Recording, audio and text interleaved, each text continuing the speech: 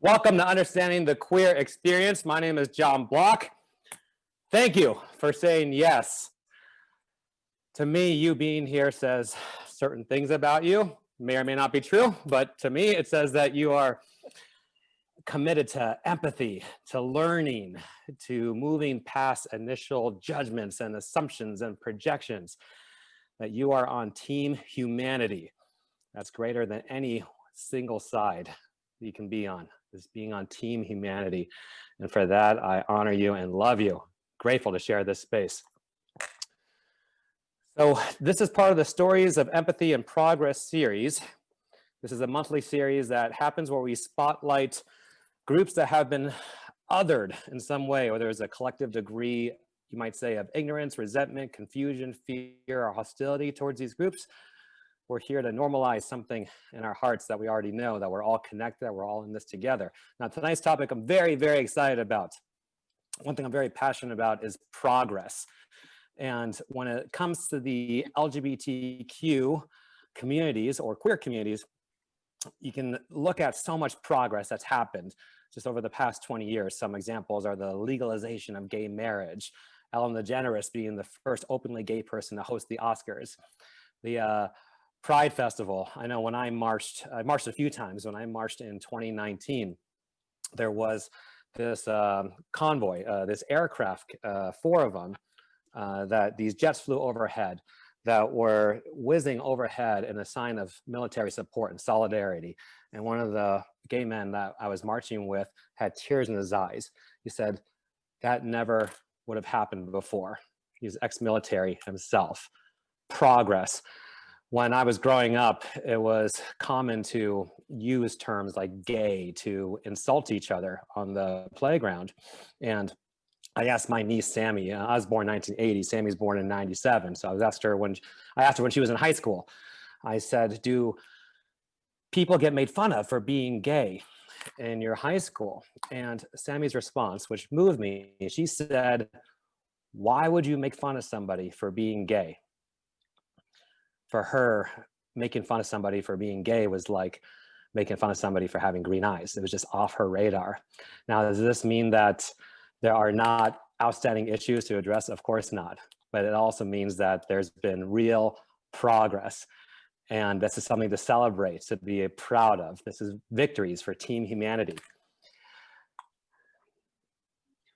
Now, there is an inherent absurdity to an event like this. I want to start by saying that the term we're using, queer community, has now come to mean the non-straight community. And to lump everyone into that and call it a community, I find to be a bit of a stretch. It'd be like the equivalent of saying LBA plus for Latino, Black, Asian plus community. That's very, very broad. And there's a lot of individual experiences that are not being honored in there, to say the least. So tonight is really about bringing it back to the individual level, knowing at the end of the day, we're talking about human beings with individual lives, unique experiences, and that's what we're gonna be spotlighting tonight. These folks, these wonderful, brave, amazing souls will be sharing themselves tonight with us. They're not spokespeople for their group. They're here to share their own individual journeys, and you can draw whatever conclusions from that you like. Now, I'd like to bring up one of those people right now. Before we go into the agreements for tonight, Kyla has some words that she would like to share. Kyla. Thank you, John. Appreciate you so much. It's kind of weird because we're literally in the same house right now, just to preface that. I'm in another room and he's in another room, but here we are. So we decided together that it would be fun to put a little spin on the introduction, for me to just throw down some rhymes, just a little spoken word to raise the vibes, to set the intention for the experience tonight. So I wrote a very small little spoken word for all of you. We're all here exploring what it's like to be queer. 'Cause hey, it might not be so clear. And there may be some hidden fear. So let's kick this thing into gear and be open to what may appear. As we share our perspectives and take time to be reflective, we'll learn from each other and see how much we can relate to another. Next up, we'll review the rules so you can use them as tools to create a safe space and open the discussion with grace so we can overcome the challenges we face. Thank you for being here. Feel free to bring the cheers. That's it. Drop the mic. Let's hear some cheers. Yeah! Love it! The first panel will be Kyla, Wei Hao, and Zach.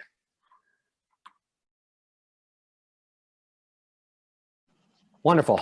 So let's just start with a very basic question. We all go around and share. Where do you live? What do you do for a living? And why are you here tonight? Wei Hao, let's begin with you. Hi, everybody. My name is Wei Hao. You never met me before. It's the way how you say it. My name means great hero. Where I live is I live in Bay Area, San Francisco Bay Area, in Hayward currently, and work from Oakland. Originally, I'm from Malaysia. You can hear my accent. I'm a Chinese, born in Malaysia. So that's about me. What I do for work is I'm a health and well-being and life coach. And I've been doing that, doing my work and practice. I especially help very busy professionals to take care of themselves. So that's what I do. And why I'm here is, I think it's always good practice to share about one's life with others, and especially at this kind of time where we tend to isolate ourselves.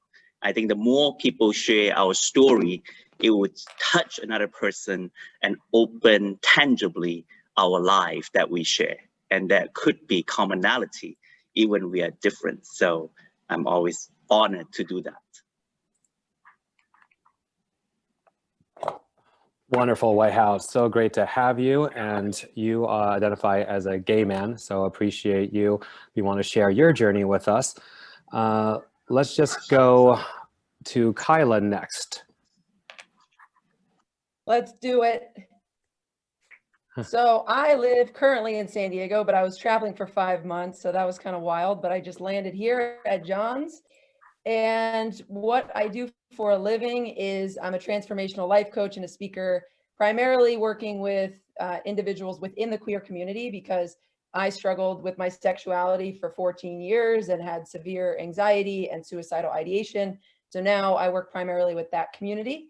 And why I'm here is because I am fascinated by the queer experience, and I love hearing other people's perspectives on it, because I don't think that there's one way to look at it. And I like experiences as well. Like, I like to have these types of conversations to better understand the human experience. So I'm excited to hear from other people's perspectives and open up my mind some more. So that's why I'm here. Fantastic. All right, Zach, let's go to you, please. All righty. Hello, everyone. My name is Zach Bunshaft. My pronouns are he, him, his. Happy to explain pronouns a little bit more at maybe another time or later on in the seminar, but webinar. But I live in San Diego. I work for an elected official, and I'm not going to say who, because I'm here on behalf of myself, but love working in government, love working for the people, especially in this time. Very challenging for many people, but also incredibly rewarding. And so, though I often usually work with policy and different issues like that, the reason I'm really here is because you can change policy. That can be done with a switch of a pen. But it's much more difficult to change culture. And what really changes culture is these type of conversations. If you look into studies of what really does get more acceptance of people in the LGBTQ community, and that's knowing someone in the LGBTQ community. If you have a relative or a friend who is LGBTQ, you are much more likely to be empathetic of the experience and to support their humanity and just be there for them. And so if I can help forward that progress in any way, I would love to be a part of it. So happy to join you all tonight. Wonderful, Zach. And you here identify as a bisexual person. So great to have you here speaking about your experience. I'll say that one reason that I was so called to do this event, it was just like, oh, we got to do this, is because of the fear that I felt about offending members of the LGBTQ community. Lately, I've had this walking on eggshells like kind of experience. And with that, there is this othering that happens of, oh, I'm going to offend those people. And I appreciate what you said, Zach, about hearing firsthand the stories, and with that we can really have this huge doorway to empathy. So for the next question, it will be about your coming out stories. Let's go to you, Kyla, first. Can you share how did you first realize your sexual orientation? You identify as lesbian, and what was that coming out process for you? Thanks, Jon. So I realized that I was attracted to girls when I was in 3rd grade. I was in 3rd grade when I started to feel an attraction to my best friend. And it was also at the same time when I had just been sexually abused by my 3rd grade teacher. And it's actually something that I'm still processing, because I actually didn't remember that I was sexually abused until last year. And so, yeah, it was at a very young age where I started to notice that I was attracted to my friend. And then in the locker room, I started to notice in the girls' locker room, okay, I'm trying to change and I'm noticing I'm attracted to the girls. This is not good. And so I hid it for 14 years. I waited until after college, actually, to come out. So yeah, that's the short end of my coming out. Great. And how about you share with us a bit about that coming out process? Whom did you speak to first? The internal, external challenges of coming out? Yeah. So the first person that I came out to was my best friend, who came out to me in high school. And I actually did something similar where he came out to me in my car. And so I decided to come out to him in my car, and we had this really nice heart-to-heart. I felt safe to share it with him. And then the second person was my mom. And when I came out to my mom, we were just watching TV in the living room, and I was like, I got to finally say something. This is ridiculous. And when I told her, she literally looked at me and she's like, what took you so long? I'm like, are you serious? She's like, yeah, we've known that about you and your brother. So my brother actually came out in high school. He's 3 years younger than me. And he came out when he was in high school.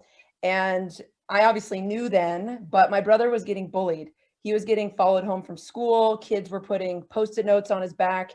He would hide in restrooms, and he almost attempted suicide in our kitchen. So I think because all of that happened, that was a huge reason why I was scared to speak up myself and share my truth.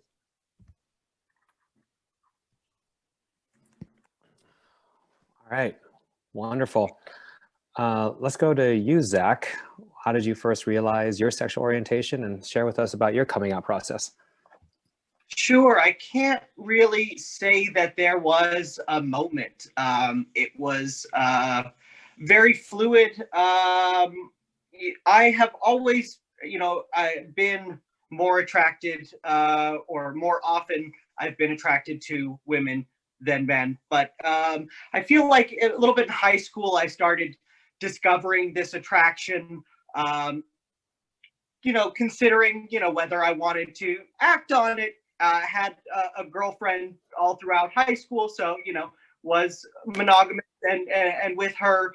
But I feel like, it was never a struggle for me. I think maybe it's because I did so much theater growing up that I was just surrounded by so many folks in the LGBTQ community.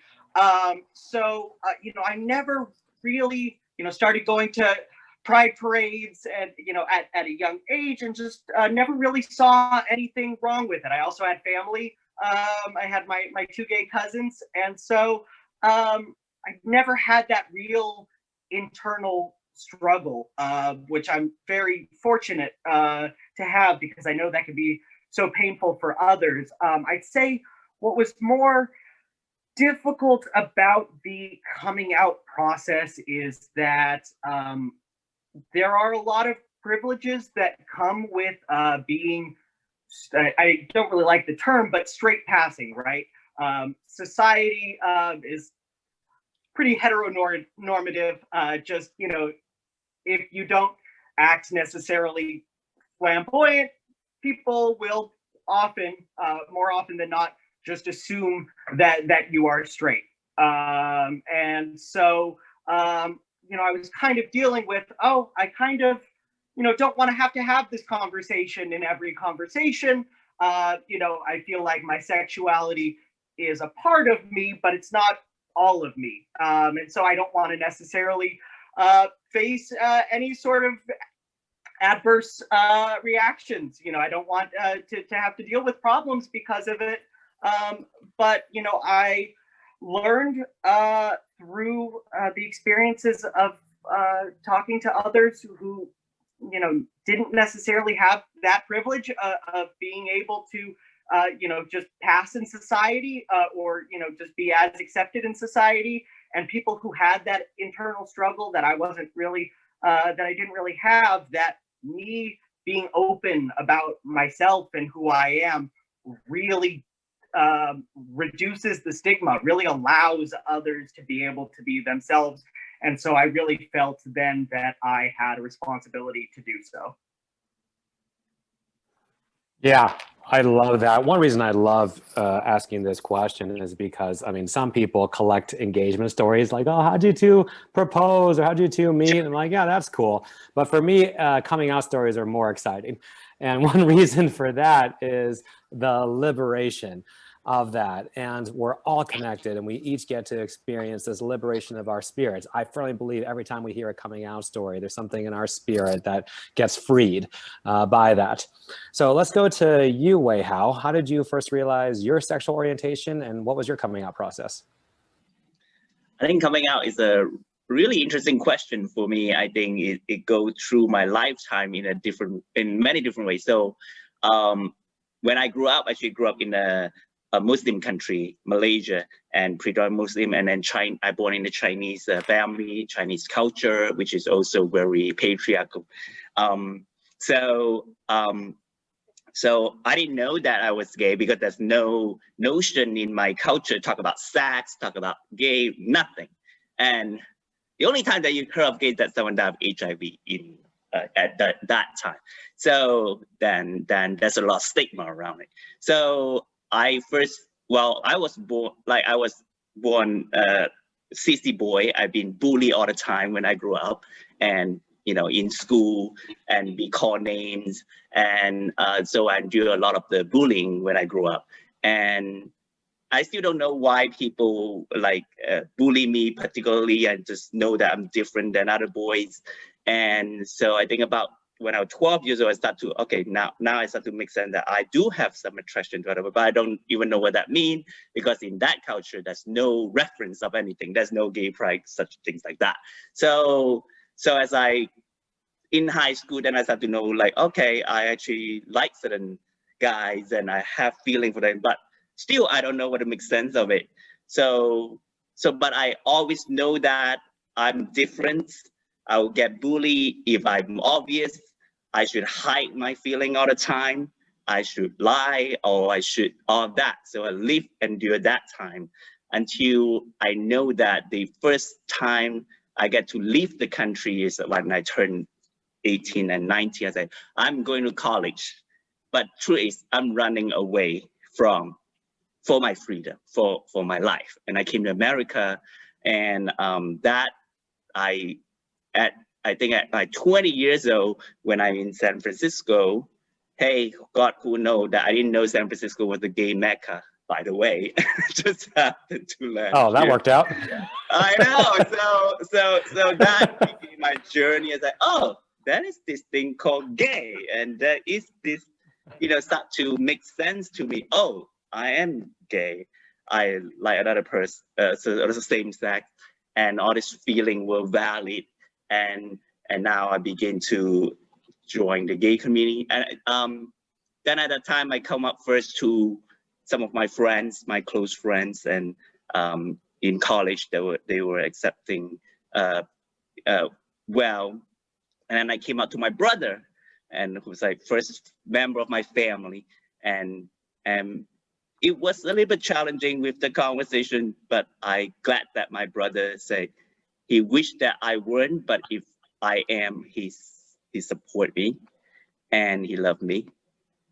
Then my brother came out to my sister around that time. Then not until when I was 28, then I come out to my dad. And that was a big one. That's a big one. You never know how to talk about sex in a Chinese family or Muslim country. You never know how your dad is going to react. You never know how your mom will react. And I have to go through a lot of conversation with my brother and sister. Okay, I think it's time to do it. No, another year passed. I just felt that I think I was awakened by one of my dreams that I was in that dream show me my dad passed and was in my dad's funeral. And I said, oh my God, I can't do that. And I have to. So I pick up the phone and really share it with my dad. And I said to my dad that, so Dad, all these years, you're probably wondering what my life is like in America, because I never really share with you. I talk about the weather, I talk about Bush administration at that time, but hardly talk about me. And I left you with that. I didn't just left family, I left you, everyone. And that I do not want to, lie to you anymore. And the only thing that avoid me to tell you that is that I'm gay, and the person I love is a man, not a woman. But I love my family. I want to be part of it. And at that moment, I'll never know what my dad said. And this is what he said. He said that way, how if you love yourself and you take good care of yourself, you always have my blessing. And that to me. All right, Dad. Yeah, my dad did pass away a year after that conversation. And I'm so grateful that courage to come out to him happened in his lifetime. And so that was my journey.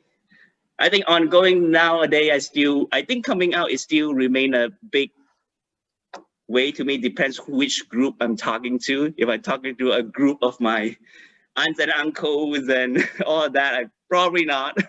and so I think it's a lifetime of journey. Yes. Well, speaking of fathers, I'm very blessed. My brother Rick died of AIDS. So I'm the youngest of 7. So my older brother Rick died of AIDS when I was 10. This was 1990. He was in the first wave of gay men to contract and succumb to AIDS. And they say from darkness comes light, right? And the light that came from that was I grew up in a culture, in a family culture of straight allyship. And it's something that I've taken on with a real sense of purpose. And it's the same principle of if you're in a place of privilege, if you make it to the top, remember to send the elevator back down. If you happen to become a millionaire, then you give back philanthropically. And I believe that the same applies to the being straight, that you look out for one another. And it's not noble or virtuous. It's just what you do, like bathing. It's just what you do. And I'm curious, your experience with straight people, what have you, this is open to any of you, experience as something that you appreciate about straight people, and what have been your frustrations that if they could just shift this, then the world will work better, perhaps? Who would like to share?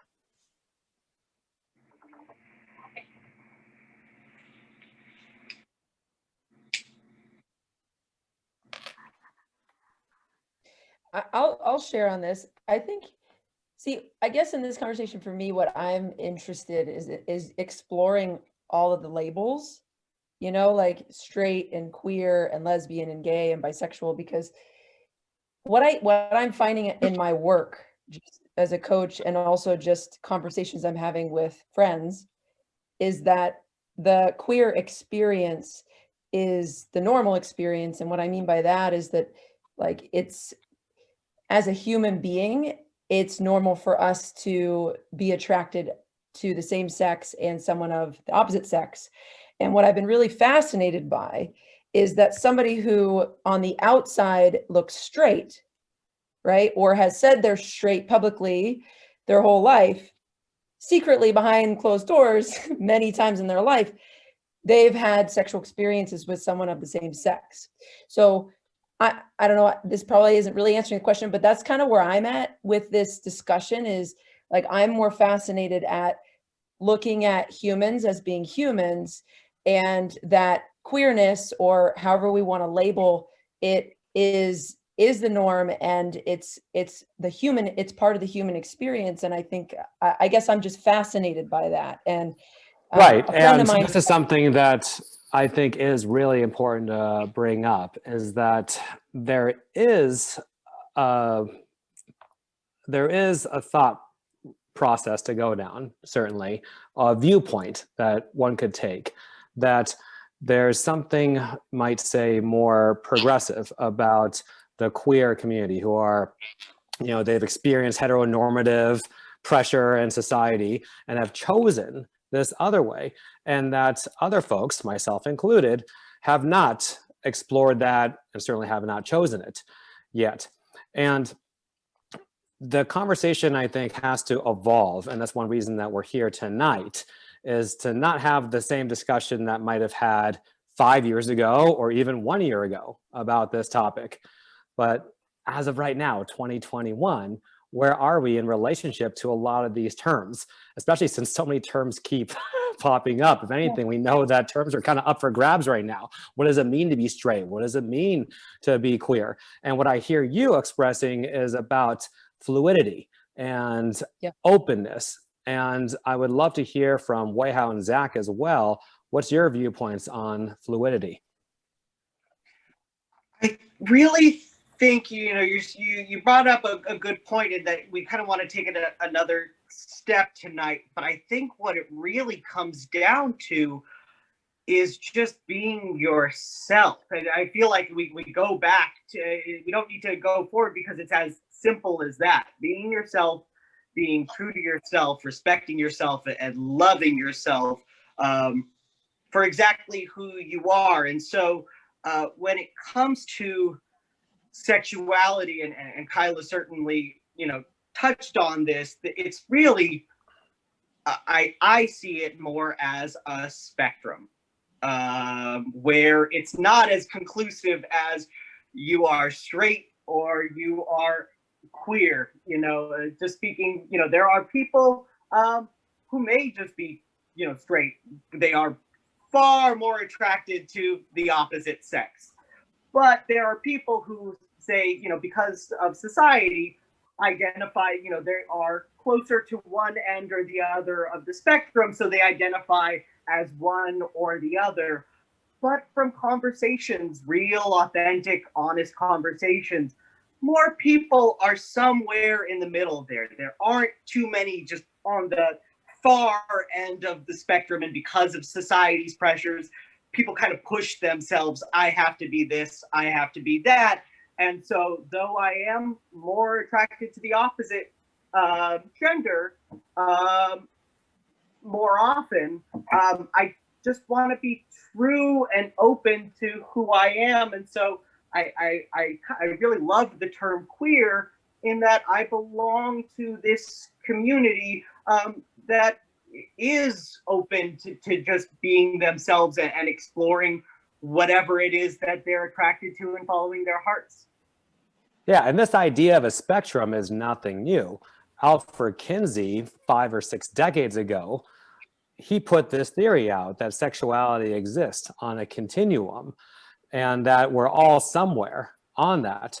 And he took a lot of flack for this, especially from his very religious father about this. I saw the movie, highly recommend, with Liam Neeson.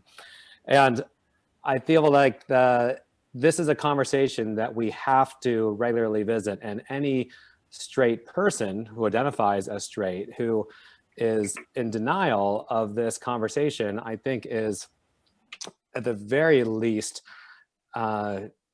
just not being open and shutting off a part of themselves that at the very least could be open.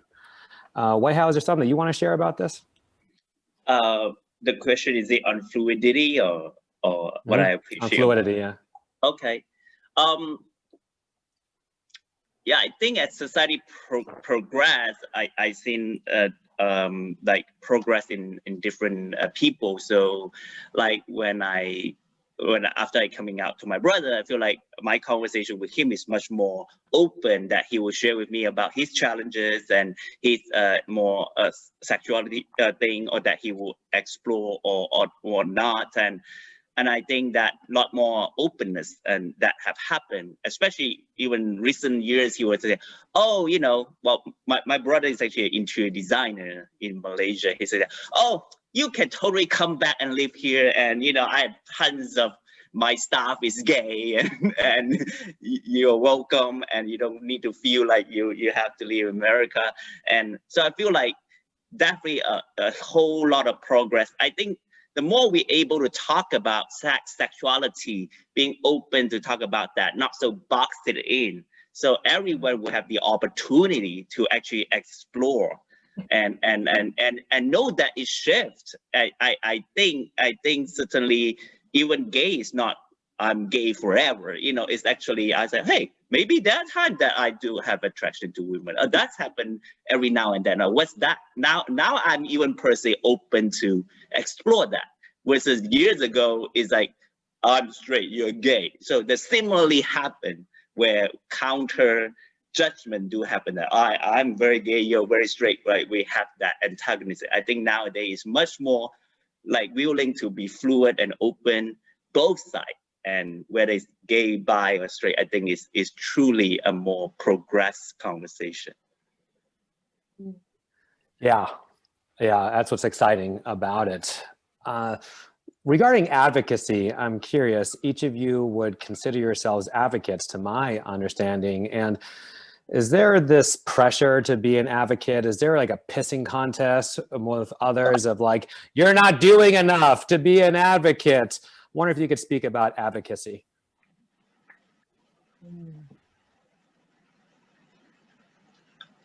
I think that it's not a matter of not doing enough or doing a lot. I feel like every time I'm called to share is I feel like there is a responsibility to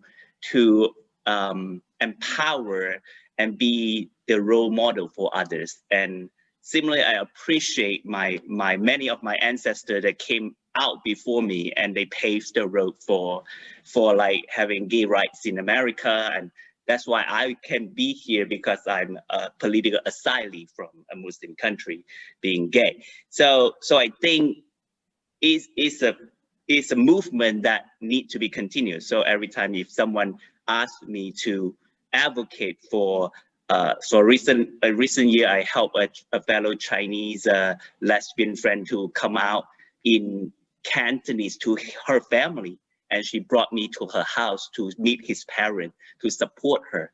And I felt very called to do that, because that's very rare to find the support you need, to find the love you need to in that journey, and to support another fellow members, whether in that intimate conversation with mom and dad, or out on the newspaper that, hey, this is a community issue and it's important we share and speak up and educate. And And I think that is, to me, even nowadays, I coach my student that, hey, don't blame your parents that they don't know. They don't know because they weren't educated. Who are going to educate them about being gay? You, because you can share yourself. But if you expect them there's a book that they can read or their school would taught them, no, they did not. So why would you blame them? They don't know. But you need to responsibly educate them.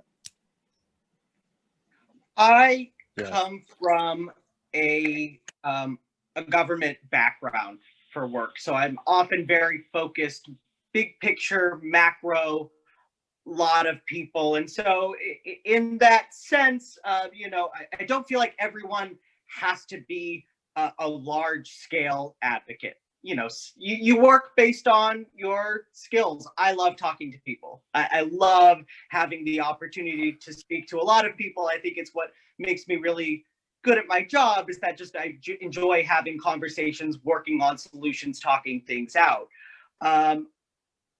But everyone can be an advocate in everyday interactions. I mean, honestly, those are the more important conversations. And, you know, I don't want to be too long, but I want to explain one conversation that I had in an Uber ride. I was in an Uber ride and I was in the back seat. It was an Uber pool. So there was someone in the passenger seat and the driver. And the Uber driver makes a very transphobic joke about Caitlyn Jenner, and continues making these transphobic jokes. And, you know, jokes, fine, whatever. But the guy in the passenger seat kind of just continues laughing along. They're going back and forth, but it's mostly the driver who's pushing it. The passenger, you know, is there, and I kind of just want to have a conversation with the guy to get an understanding of where he's coming from. And from talking to him, I found out that when he was in elementary school, he was being bullied, and an older kid, like a fifth grader, he was like in second grade, a fifth grader stood up for him, and the fifth grader was gay, and he started noticing himself becoming attracted to this gay kid because he stood up for him. And so from then on, he thought that it was contagious. And so that was so interesting to get down to why it was that, you know, he really felt. And so we had conversations then of like, well, do you think it's like biological? Do you think you're born with it? And he's like, yes, you know, that's true. So it's like, how can you be born with it, but it also be contagious at the same time? And so the guy in the front seat is no longer laughing along. The Uber driver is, you know, being a little bit passive, but whatever. And I get to my stop. I wish I could have continued having this conversation, but I said, well, I want to thank you for having this conversation. I shook his hand and I said, just want you to know I'm bisexual. Let me know if you catch it. Nice. Oh, give some love to Zach on that one. I may not, you know, I hope to have gotten through to that guy who was making the transphobic jokes in the front, you know, who was driving the car. But if anything, I think I got more through to the guy who was laughing along, who was kind of allowing it to occur.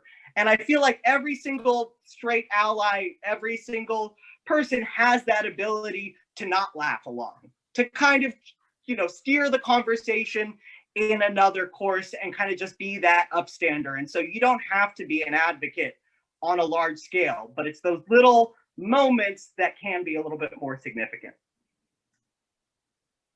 Okay, fantastic. Well, we're going to go to Becca. I know Becca's got a question, so I'd like to bring her up. I just want to emphasize how I so dig how I asked a question about advocacy, and then you're telling a story about being in an Uber, or these conversations that Weihao was showing, that it's these everyday conversations one-on-one with people. That's how advocacy happens. We have this like grandiose notion and like marching and demonstrations. Like that's one way, and perhaps not the most effective way. to actually create transformation. Becca, you are on. Thanks for being here. What is your question? Jon. Hi. Hi, this is so exciting to be here. I'm so glad I finally made it to one of your compassion and empathy. Anyway, I love what you're Empathy doing. progress, yes. Yes, Thanks for being here. they're awesome. Thanks So for sharing it too. yes, I think this is really cool. And so since I identify as the B of the LGBTQAI, all the things, so I think you asked a question about what can people do to be better, right? Was your last prompt. And by the way, you mentioned a movie and I'm like, what's the movie? I want to write it down. I'll put it in the chat right now. Okay, It's called okay. Kinsey. Oh, okay. Thank you. Thank you. Please put that in the chat. But so it's like, what I was going to say is that don't make assumptions, right? Like this is what the American culture, I think, even though the American culture is the most queer friend, I don't know, are we? I mean, I bet Europe is a little, I don't know. But like, I think the problem is that everybody assumes. And again, as being a cisgendered female, everybody assumes, you know, who dates men mostly, you know, like I was telling my partner that women don't hit on me, you know, and I have to hit on them. And I'm nervous because I don't have as much experience with women because I grew up in a small town and was raised Catholic, and it was not something that was normal. And when Zach said, it was nothing to me, like being gay or whatever was like, what's the, you know, there was nothing wrong with it. I was like, oh my God, that's such a beautiful thing to say. And like, I grew up in a high school where there was like one Black person and one guy of a different race, and he was an exchange student, you know? And one of my best friends in high school was gay, and he recently passed, and it was just so tragic. And it was just shocking. And anyway, his name was Adam. There's a very common name. And I remember people in the small town that I grew up in, they would say, oh, Adam, who, gay Adam? And over the years, he was perfectly okay with being known as gay Adam because there was more than one guy named Adam in the town. And he's like, no, I'm gay Adam, right? But he was bullied in high school and stuff. And he had to have his, you know, pretend girlfriend, and he met me and I was super attracted to him. And then I was like, oh, he's gay. Oh my God. Oh no. Oh, because I wanted him for myself. And then I was like, okay, if he's gay, his friends told me. And I was like, I'm going to accept him and be like, what's up? Hey. And I felt more comfortable to like be silly and playful because I wasn't now trying to get in his pants and whatever. And then it was so cute because he was like, wait a minute, you're making me like, he told me that I made him question his sexuality when he finally figured out that he was gay or something like that. And anyway, a 20-year-long beautiful friendship blossomed after that. But I feel like what we can do, what we need to do as a society, and what we need to do in day-to-day interactions in the Uber and at the coffee shop and lines, and God, it's really weird now in this COVID world, but it's like, we need to not assume that someone is one thing or another. And we need to make it normal to talk about, you know, I guess to ask people what their pronouns are or whatever. Like, I still feel really awkward about being like, so what are your pronouns or something? But, you know, it's like, I think that what people need to do to be allies is to make it normal to not be heteronormative. Because, you know, like I've definitely, and thank you, Zach, again, for that story about the Uber, because I love to drop truth bombs on people like that too, where they're hanging out with you and you're chatting and they just have all these assumptions about who you are and what you're into or whatever. And then you kind of like lay out some truth bomb on them and they're like, whoa. But it's like, that's how little by little people hear, and, you know, or someone being like, hey man, that's like, whenever I hear guys talking, and this has been a few months since any of this has happened, but just guys walking down the street and they're like, man, that girl's hot. And then, you know, some guy goes, hey man, that's not actually cool. Like some guy's objectifying somebody or something, right? And then when I hear the guy in the group actually say something about it and say, hey man, you know, that's not cool now to like objectify women like that. And like, that's actually considered not cool. Like, you know, that guy has to feel this feeling of like, do I want to ruffle these feathers? Do I want to say this to my friends? Are they going to accept me? But to speak up is how you change those people's minds, you know? Absolutely. And with speaking up, I'm Jewish, so we studied the Holocaust a lot growing up at Sunday school and temple. And one thing that became clear to us, it was all those silent Germans back when the Nazis was a very small group that was considered the laughingstock of Germany. If they had just taken action then and spoken up, things could have turned out differently. And if we don't learn lessons like that, like the way, for me, like if someone uses the F word to describe a gay person, I hear it just as I would the N word to describe a Black person. That's a no pass for me. I'll speak up right away and say, you don't get to say that around me. And I believe it does happen one conversation at a time. So now we're about to move in our breakout rooms. Before we do that, God, this has gone by so quickly. I want to just go around real quick and give each of you, Kyla, Zach, and Weihao, opportunity to share any final thoughts or how people can stay in touch with you. Let's include that too. Yeah, I'll just go because I felt inspired by Becca's share. When you said the word assume, not to assume, what went into my mind was that most of my life I would go into a room or a restaurant or, in college going into a bar, and I would assume that there were no options for me in the room, right? Like there's not going to be anyone that's any girls in here that are going to be attracted to another girl. That was my assumption. But what's fascinating is that I feel like I have a different perspective now where when I'm in any room and I see human, I see energy, I see this like clear blank slate, like I see that everyone has the possibility of being fluid. So even in this experience right here, I have no idea on this call who identifies as queer or not, right? So my assumption is actually everyone here is queer. If we put a label on it, everyone here is fluid. Everyone here is attracted to someone of the same sex or attracted to someone of the other sex because that's actually normal. And so that's kind of how I'm seeing the world now. And it's really fascinating. So I think I'm now in a place of what if every human is really queer? And if that's the best word to use just to describe this fluidity, then that's kind of what I'm in this space of advocating for, because I want simplicity. Instead of having so many acronyms, can we have a word that just clarifies that? It's kind of where I'm at, but I'm in an exploration phase trying to understand it. I don't have the right answer, but in my mind, it would be amazing if that's how the world operated, was that every human was open sexually on both sides, and we could walk in a room and a guy could be all of a sudden hugging a guy and it's just normal, and a girl's with and it's just, that's the norm. Like we were talking about it, John, right? Like there's so many guys that I know want to hug a guy or rub their back or put their hand on their leg, and it's this unstated thing, especially in sports, right? Like especially with guys in sports, like no men basically come out as gay. It's extremely rare, but look how many guys slap an ass in a football game. Like you're telling me they don't like that, right? Like, so I think I'm sharing this from my heart because I get fired up about it. I just find it fascinating, and I think that the normal human experience is to have a desire sexually with any sexuality, any gender. And like, that's what I hope to see in the world. And I think your last question was if somebody wants to be in touch with me. It's pretty easy to find me because my name's spelled really weird, Cuyla. So Kyla.com or Instagram, Facebook, you see my spelling there, you'll find me there. But thank you again, John, for having us. Wonderful. So great to have you. And Kyla was the one who actually told me that go with the word queer in terms of what to call tonight's event. I'm like, what are the exact letters? I was like getting all heady about it, researching. She says, go with queer. I'm like, oh, simple. I like that because it felt like it was getting very complicated, like increasingly so.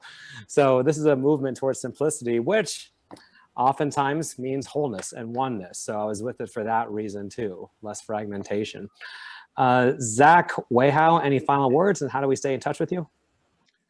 Sure. So like I actually like to say that I once taught a life coaching course but in a seminar I say that, hey, I say, as I'm sharing with you my coming out from the closet story, I want to invite that every one of us have a closet whether you feel like you have cancer, that's your closet, or you feel like you have a disability, that's a closet, or you feel like you have something to hide, that's a closet.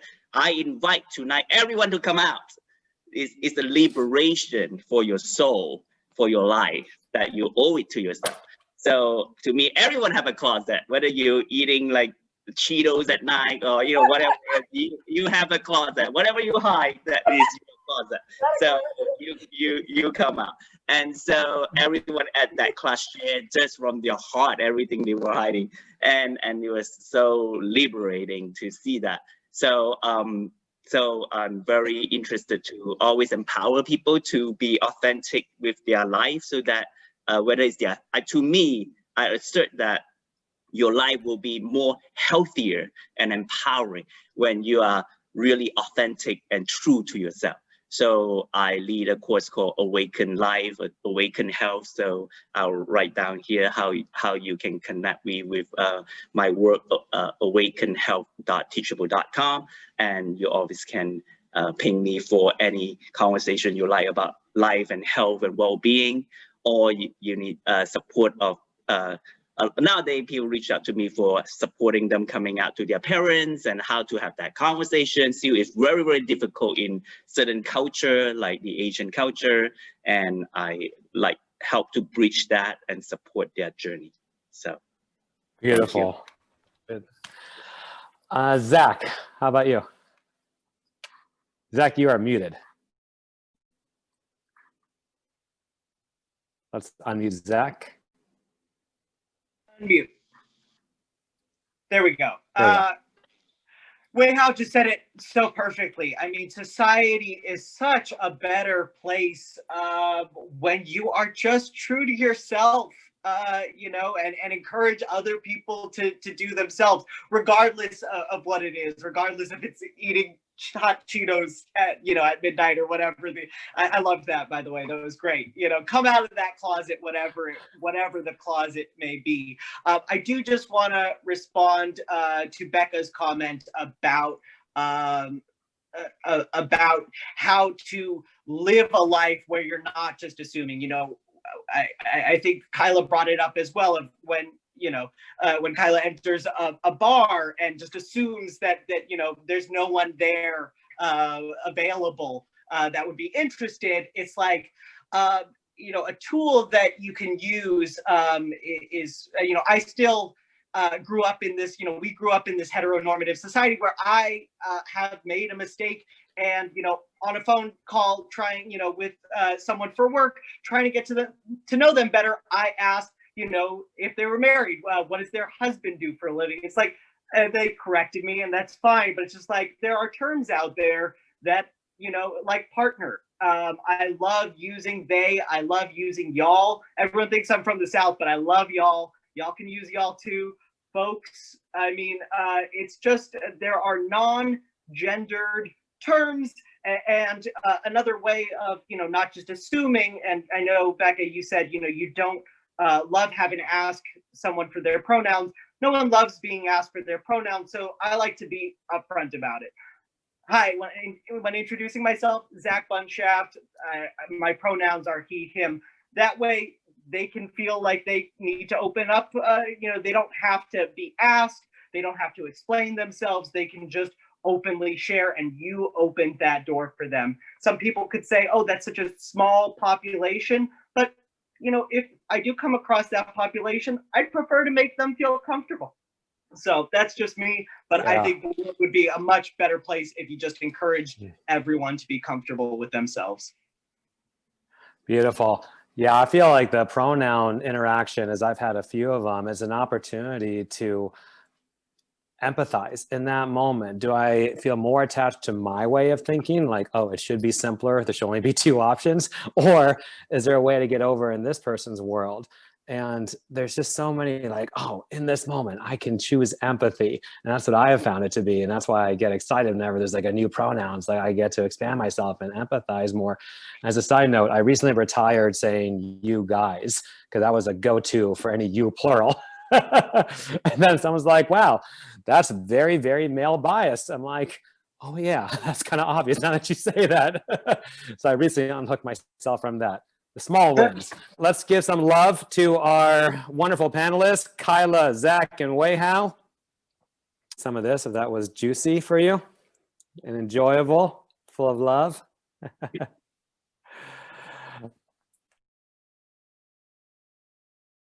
All right, well, let's bring our next panel to the forefront. Oh, I love these people. Cindy, Hector, and Joanne. All right, welcome. So great to see each of you. Thank you for saying yes to my invitation tonight. We'll start with the same question. If you would share, where do you live? What do you do for a living? And why are you here? We'll begin with Joanne. Hi. So I live in Oakland, California. I'm originally from Jersey, so East Coast to West Coast.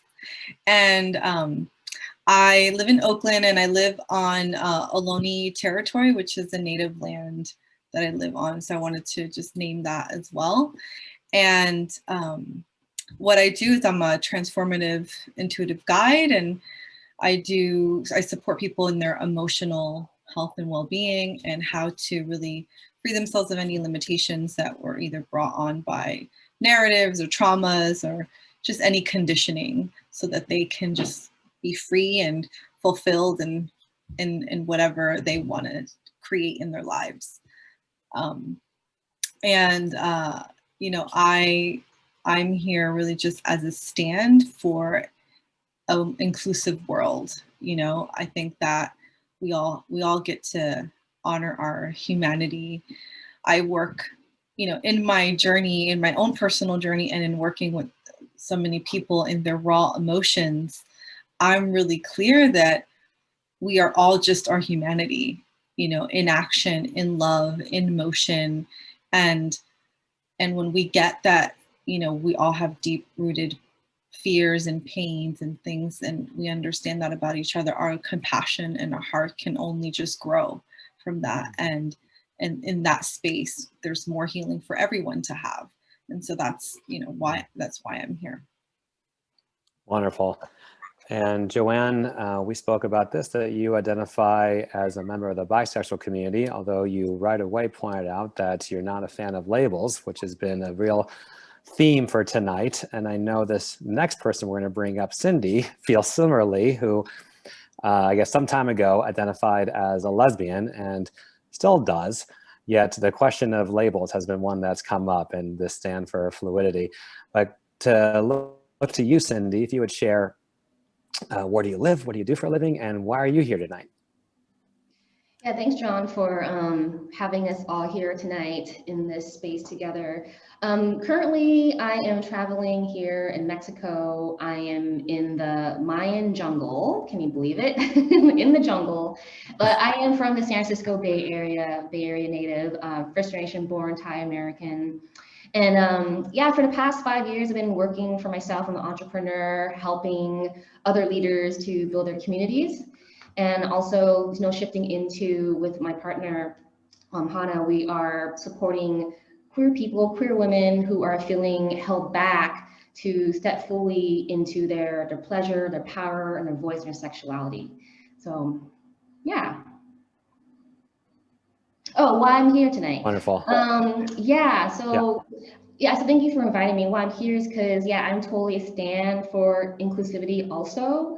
And by doing that, I believe that we need to all share stories amongst each other where we can learn and grow and evolve and have more empathy and compassion. And definitely a stand for also supporting those who want to be authentic and expressive and explore that, you know, that inner part of themselves that wants to be seen, that wants to be free, and it wants to be held.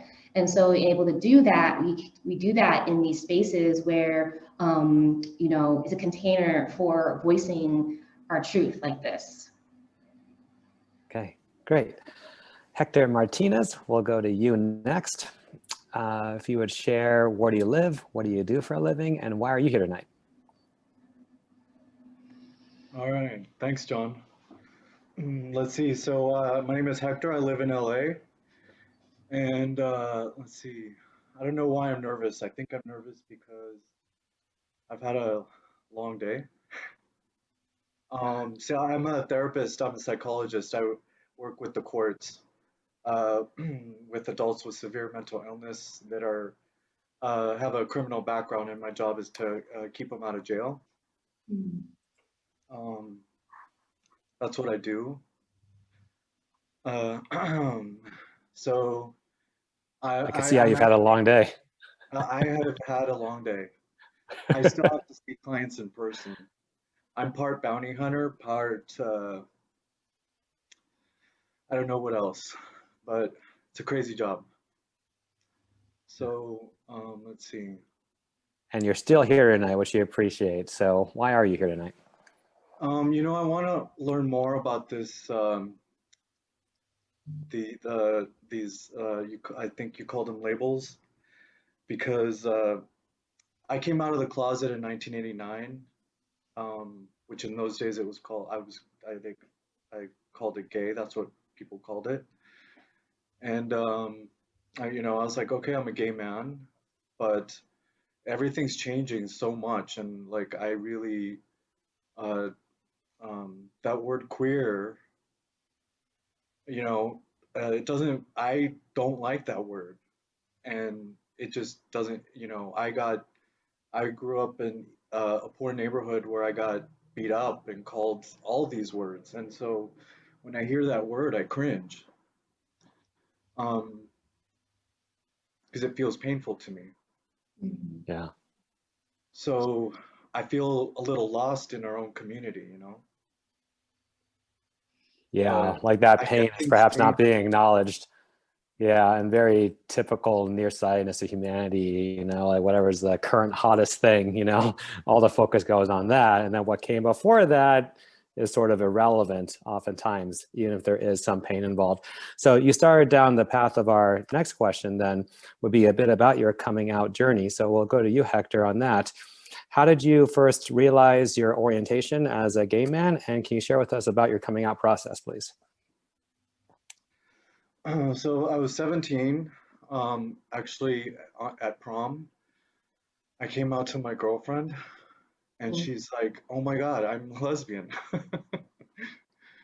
So we became friends, and we became good friends, and I wrote her a letter, and my mother And was actually, if I could ask you, so did you know you were gay before then?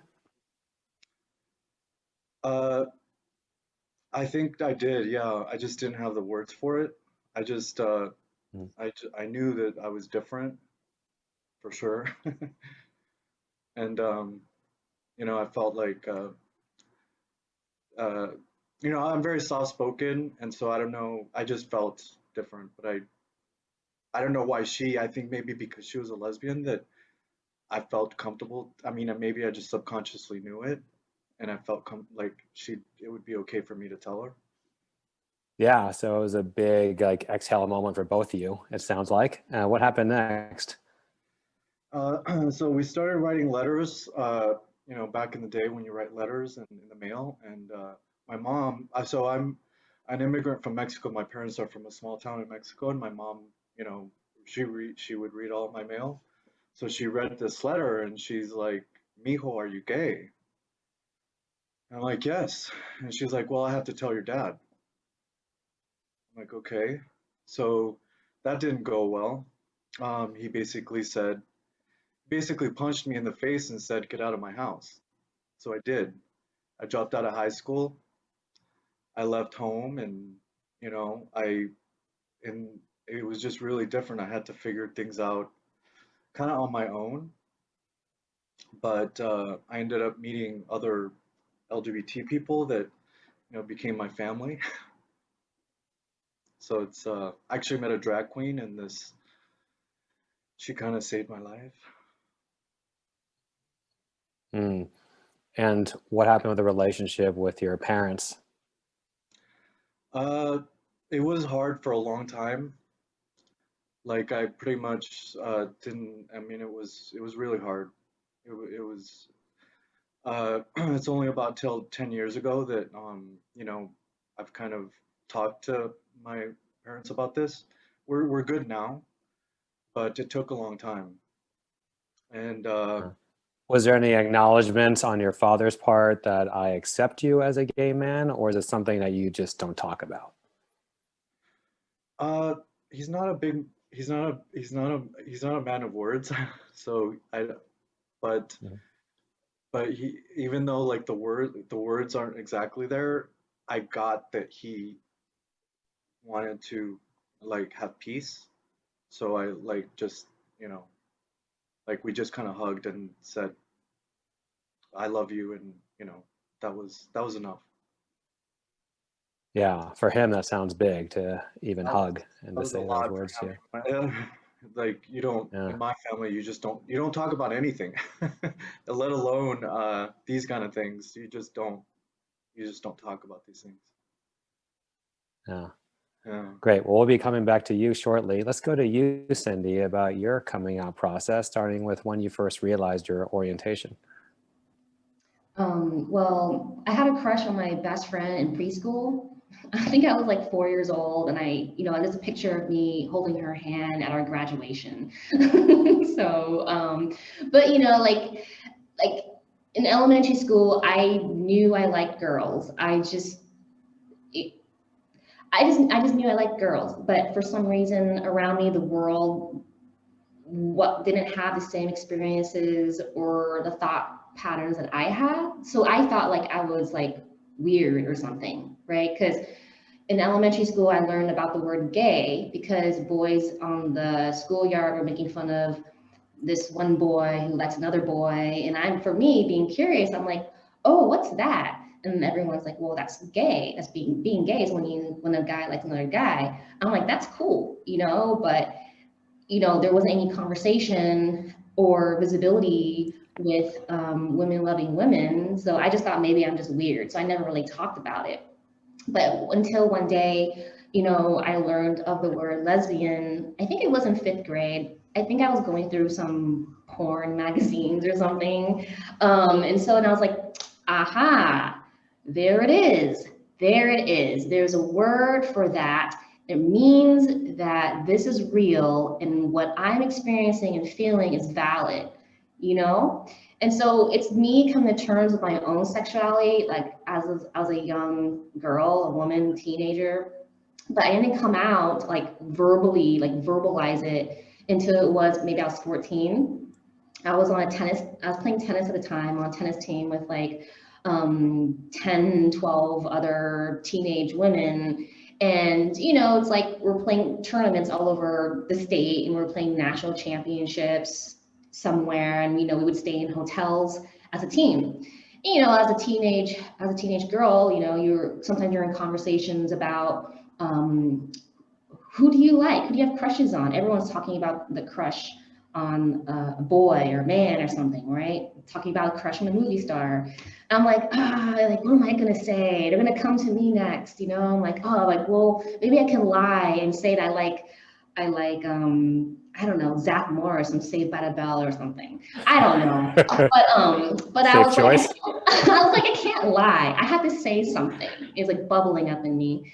And I did have a crush on one of my best friends in high school, which I had a picture of her on me during that tennis tournament, which was very interesting. I don't know why I had that picture with her, but yeah, I told my team, by the way, I actually like girls and I have a crush on my best friend. And I had a picture, I showed them my picture. And, it was like dead, like silence in the room, like jaw dropped. And I'm like, fuck, like I am fucked. What are they gonna say? The first word that came out from another teammate, she's like, Cindy, how do you have sex? I was like, oh God, like I hadn't even had sex with another woman yet, so I don't know what to say.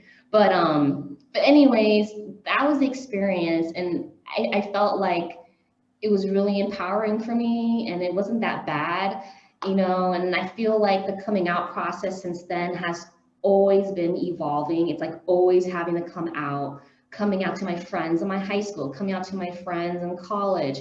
I didn't come out to my mom till like 5 years ago. And the way I came out to her was, I was in the bathroom pretending I was doing something. She's cooking dinner. And the way I told her was, I started a conversation. I'm like, Mom, do you want to have grandkids one day? And I'm like, and she's like, yeah, of course I want grandkids, but your brother's not married yet. Your sister's not married yet. I don't think they're going to have kids. And I was like, oh, shoot, she didn't mention me. You know, she didn't say anything about me. I'm like, well, Mom, like, I want kids. She's like, oh, but how are you going to have kids? Are you going to get married to a man? I was like, oh, so she already knew that I want to get married to a woman somehow, even though I never said anything to her, but she knew, you know? So anyways, that conversation evolved. And then she was like, I told her, like, well, I could have a kid through a friend helping me somehow, or, you know, there's some people who get artificial insemination, all these things. She was kind of confused by the whole concept. It's so like weird to her, you know, but I told her it's possible, you know? So anyways, that's how I came out to her, was talking about how I want to have kids, but I haven't come out. Well, this is useful for, I think this is worth looking at, because I think this is useful for a lot of us, where it sounds like she sensed at the very least that you were gay, and at the same time did not bring it up with you. And I'm curious, just that knowing that you'll tell her when you're ready. And sounds like you appreciated that approach. Is that right? For any of us who might have someone in our lives, would you say this is the best way to approach it?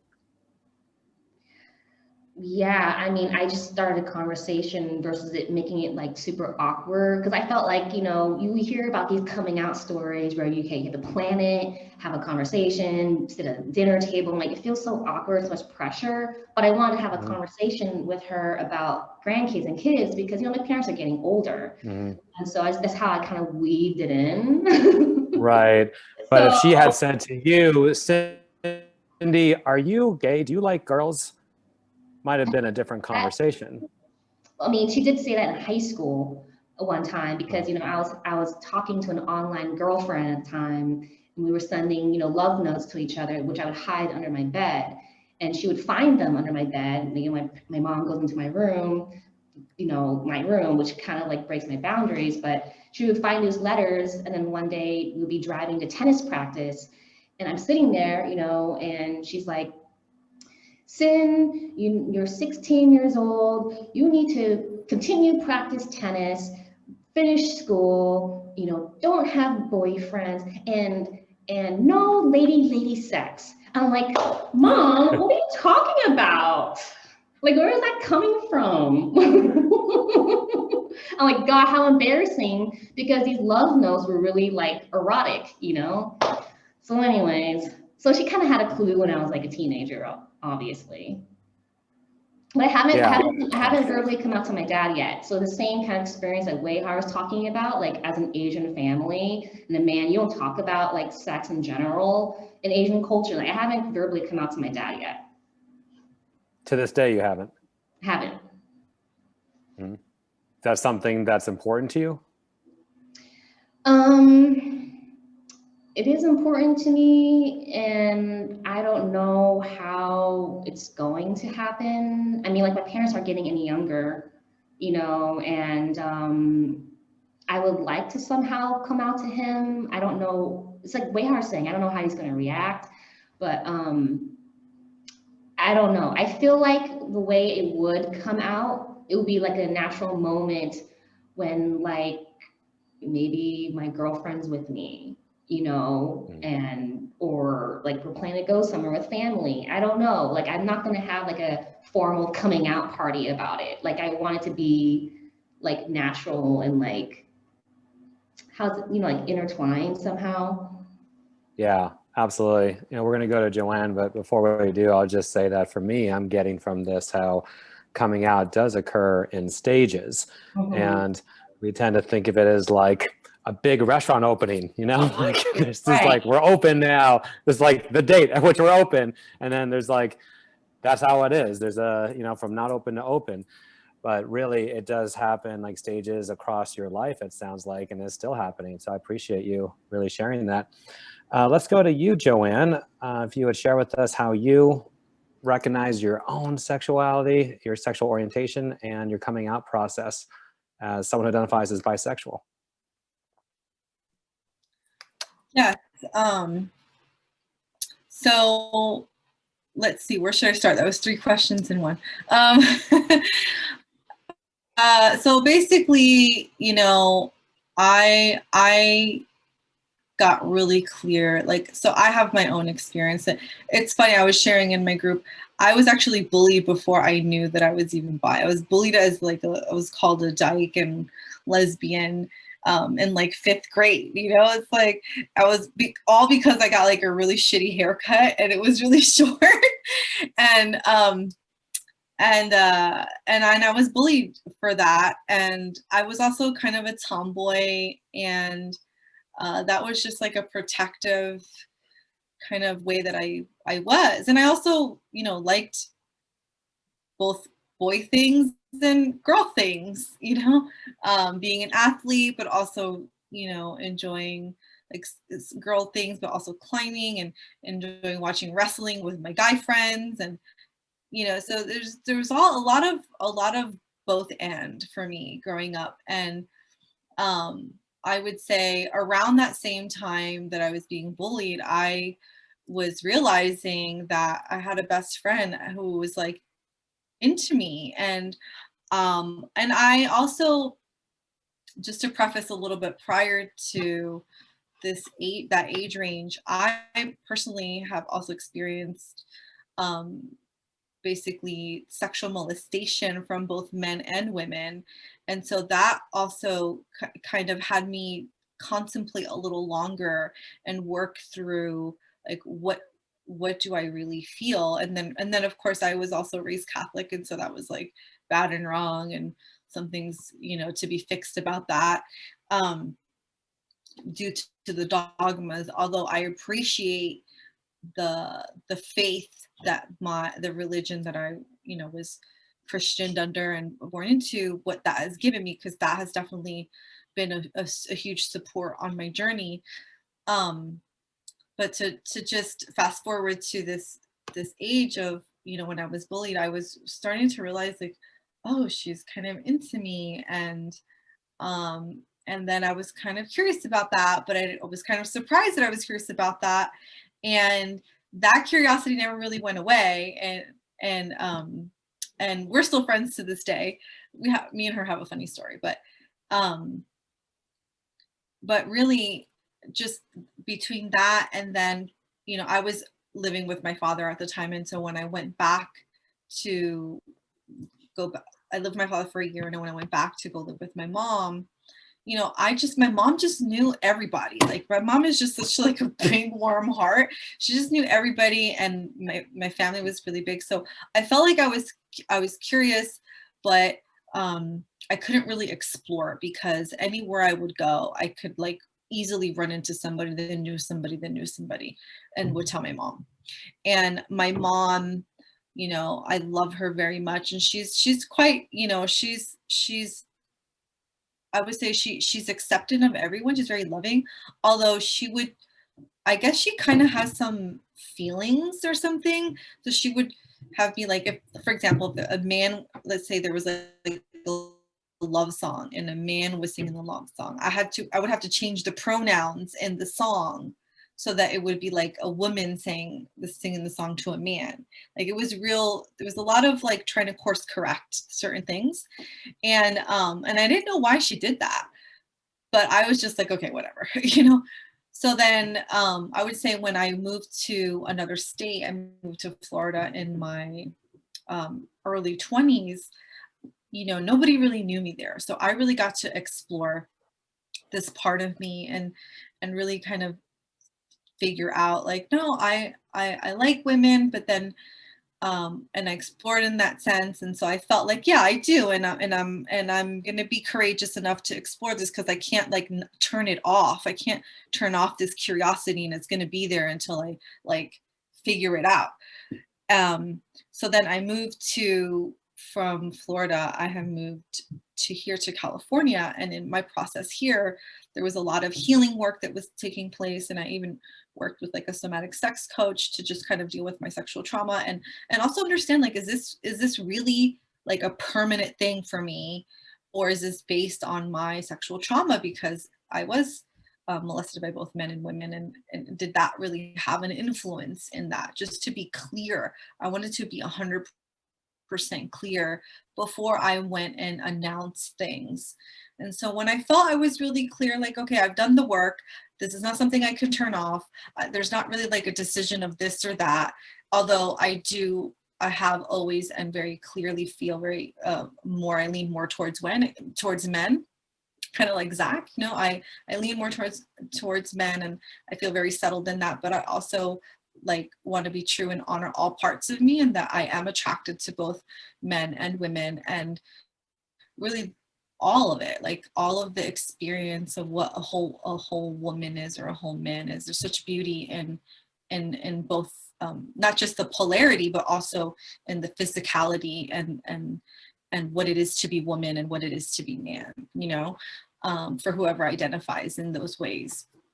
And so I have a high respect for that. And I also studied medicine. So like just understanding what the human body can do. And as a feminine woman birthing 2 children of my own, you know, it's just this like admiration.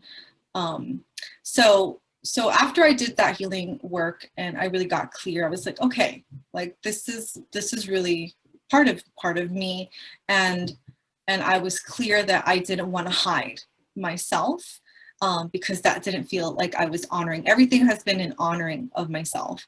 And so in that, I came out to my family, my very immediate family, and I just was like, look, I want to be the first person to tell you, because I don't want you to hear it from somebody else or someone else to, you know, spread some gossip, which was a fear that I had from a young age.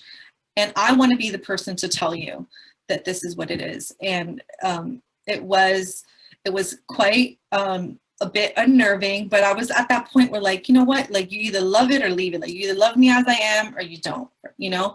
And so when I came out to my family, they were all very accepting. Even my father, who had like became a Christian pastor, was also understanding. I mean, he had his own words that he wanted to say about it, but he was quite open and receptive to my communication, and still obviously loved me, you know, as I am and who I am. And so that felt really good. My family was just really open about, you know, me and my choice, and I claimed it very, very strongly and powerfully. And I think that also made the difference for me. It was like, you know, this is who I am, and I love you all, and I want you to know this, and I don't want to hide any parts of me from you, and I love you regardless of how you guys feel about it. Yeah, I want to ask about. I believe, yeah. Sorry, just we have a stop at past, and we are going to do an afterglow for anyone who wants to stay on and further their discussion. We're going to officially end at 7:30. I have a commitment to do that. I want to ask about discrimination. You know, we look at other communities, like say the Black experience, and how for a lot of people when Black Lives Matter exploded, there was a lot of white people, myself included, are like, holy crap, I didn't realize that this was such a problem. And I'm curious if there's a similar thing going on with LGBTQ. And would either of you, I'm sorry, I'd love to hear from each of you actually, to speak to that, what discrimination looks like right now, nowadays. I would say for me, it's not as, it's kind of in some undertones. One, because I am a woman of color, even though I could be white passing, but you know, it's not hard to tell that I'm Latina, you know, at least most of the time people always say, do you speak Spanish? Oh, yes, I do. So I think first and foremost, as a woman, I've experienced discrimination, even still to this day. And then as, you know, as a woman who is bisexual, you know, I have had experiences where it may not have felt safe to share that. And I'm also, you know, it's not like something I'm always broadcasting. It's more of like, this is just what I know about myself. And if you need to know, then you know. And if you don't need to know, then you don't know. But because it's really my business, and I don't have a problem if asking or in sharing that with someone that I have an intimate relationship with, so that they know who is actually in front of them and they know all of me. And then I would say in the queer community, if we're going to use that word queer, that sometimes there is discrimination onto bisexual people, just because there's like kind of the same as like jokes, right? Like, oh, you just haven't decided what team you want to be on, or, you know, you're playing games, and sometimes even from on the hetero side, like for example, in dating men, things like that, you know, wanting to be looked at and received as a whole woman, not as like a fantastical fantasy person that you want to just kind of, you know, have for a little while, you know, or a flavor you want to try, right? Like I am a whole person who wants like a stable, loving relationship, and my truth is that Like, I am not your access to your threesome fantasy, right? Like you've had versions of this conversation several times, it sounds like. Yeah. Well, you know, it's one thing to be seen, you know, as a woman, to be seen as an object of desire, you know, and attractive in these ways, but it's another to be seen as something you know, as someone you could use for your own agenda, you know, for your own guilty pleasures, not considering my humanity in that, you know, that's Absolutely. where There's a whole lot of doesn't feel good. Going on. Yeah. And so, and then feeling safe to be that, and not feeling judged in saying this is who I am. Sometimes even though I've said it and they can, let's say, per se respect it, you know, there's still like kind of like a, you know, like a little bit of a judgment there, which I feel, you know, and as an empath, even if they're not making any faces, I feel it energetically, you know? So, so that's been my experience. Yeah. Let's go to you, Hector. What does discrimination look like for you nowadays? I would say nowadays, I honestly haven't experienced that, at least not recently in the last few years.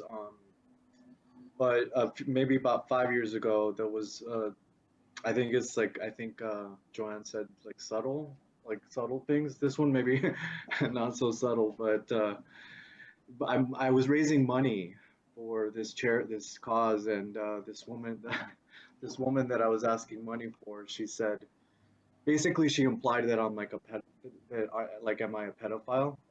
And I'm like, no, this is a cause for, you know, I was raising money for this conference for young LGBT people, and she's like, well, I just want to make sure there's no pedophiles there.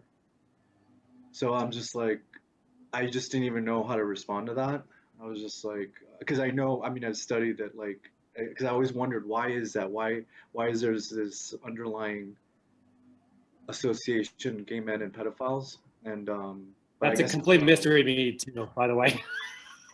Like, how do you? Yeah. So that was the last time you experienced this, we'll call it a microaggression or discrimination, was that link between being gay and being a pedophile. And it sounds like was it really infuriating and hurtful for you? No, I just really didn't understand. And because I thought she was genuinely, like, she really was concerned about it. And so I just talked to her about it. But then afterwards, she ended up giving me $50, and she's like, I'm so sorry, go get yourself a cocktail. And I'm just like, I'm not sure. Like, I pretty much, I think, just take everything as, like, I'm not gonna say as a joke, but like I wasn't upset by it. I just wanted to understand, like, what's going on here. And Yeah, and it sounds like a younger you might have found that more offensive, and maybe you kind of reach a point where, like, do I want to let this bother me, or is my inner peace the greater priority? Yeah, I think that's now. Do you feel that the discrimination has gone down? Yeah. the discrimination that you say you've not been experiencing, is that more a product of where you go and the company you keep, or do you believe that just all around it's gone down considerably? No, definitely, it's where I go. The agents, where I work, they're huge into social justice. I live in West Hollywood. I mean, you know, I do not. And maybe like because I like my childhood was I grew up in, you know, a very poor neighborhood. I got bullied a lot. You know, I do not want to leave West Hollywood. I want to work for social justice, and like maybe I do want to be in the greater world, but maybe not, you know. I don't know. I don't experience it, but I think it's because of where I live and the people I interact with. Okay, let's go to you, Cindy. What does discrimination look like for you nowadays, if at all? Yeah, I feel like nowadays what is most alive in terms of discrimination for me, what I'm seeing is in terms of the inclusivity or level of diversity that I still don't see in terms of certain communities or representation that we see in media, in the public eye. Like that's what bugs me the most. I think we're shifting a little bit, but I'm just still noticing that like certain spaces I go to is very geared towards centering like the heteronormative experience or centering the white experience. So it's like, for example, like, you know, I'm very involved in the like wellness, transformational healing communities, things like that. And we all know that it's not as diverse as it could be. It's very geared towards certain levels of income or certain populations with more privilege, and it's not totally accessible to other communities that also need this type of work to like enhance their life, as example. So like those are ways I feel like it's like a certain type of discrimination because it's serving a certain population of folks versus not all. It should be for all. And so that's where I'm seeing where we can do a lot more improvement, you know. Mm-hmm. Yeah. Now I have a flip side to this question. You know, as a straight person, I don't get to know the benefits of being gay, lesbian, bisexual. Could you share those with me? What are the benefits? What am I missing out on? The benefits? And just like culturally, you know, yeah. Whether it's with, yeah, I've heard some people share like the tight knit community. Like I don't have a straight pride, and I don't think I should, right? What a absurd idea as a side note. I've heard people say that, like it's ridiculous. Yeah, but well, yeah, the community that comes from something like that, I find really beautiful. So I'm wondering what benefits you've experienced through being on your path.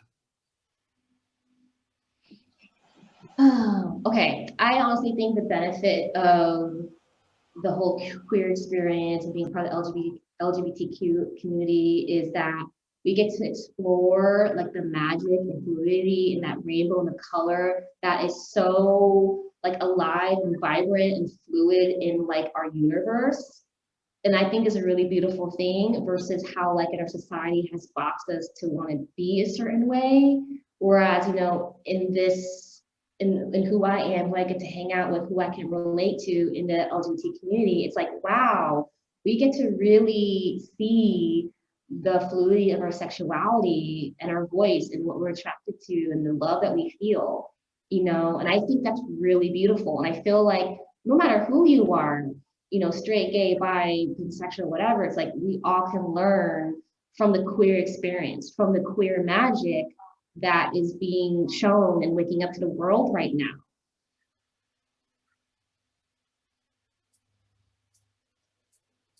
And of course, yeah, we have pride, which is also a benefit. But, you know, like the reason why we have pride is because there was so much discrimination back in the day. You know, pride was born out of a riot, you know, and for straight folks, you don't have a pride because you never had to experience discrimination on a level that LGBT people have. Yeah, of course.